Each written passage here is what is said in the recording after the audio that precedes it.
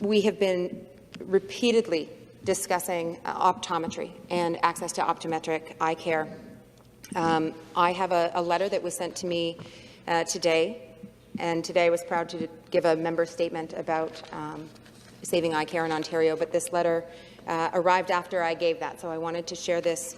It's from an optometrist, Dr. Seema Correa, who's the Durham Region optometrist, and she said, quote, "Optometrists are feeling so frustrated with this whole situation, especially since the government keeps saying, quote, we need optometrists to return to the table, when we have never left and have been trying to communicate with our local MPPs nonstop for over a year.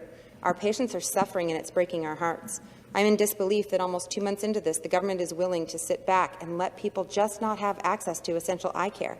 Even if optometrists were not willing to negotiate, which is so far from the truth, we've been begging for a mechanism to negotiate for decades, the government's responsibility is to ensure that all Ontarians have access to health care. They are the government. Honestly, I'm not sure how things work in the legislature, but if there's any way to point-blank ask the Minister of Health why, if she agrees that optometrists should not be paying out of pocket to see OHIP-insured patients, can she not sign a commitment to a legally binding negotiation process whereby optometrists do not have to pay out of pocket to provide OHIP-insured services?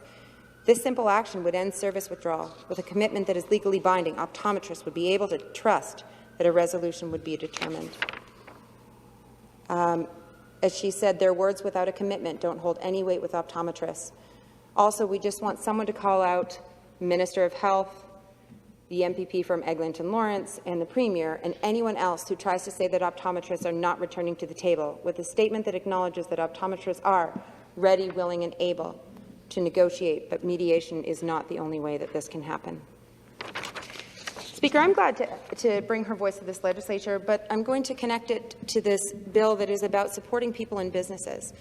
We're seeing that constituents and potential patients of optometrists don't have access to what they need. But optometrists are also running their practices, and they have been saying that they can't afford to, that they're paying so much out of pocket to provide these services. They've been begging just to break even for years. And this government that says, hey, we're friends to business, they're letting that happen and have been for a long time. I wrote a letter to the minister. I'm awaiting a response. And I urged them to return to the negotiating table and restore OHIP-insured eye care services to all youth and seniors. People expect the government will resolve this.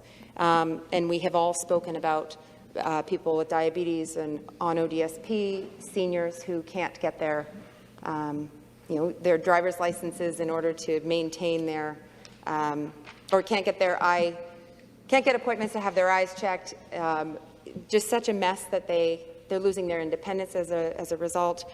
Students in schools who are finding out as they're back this year who can't see the whiteboard properly.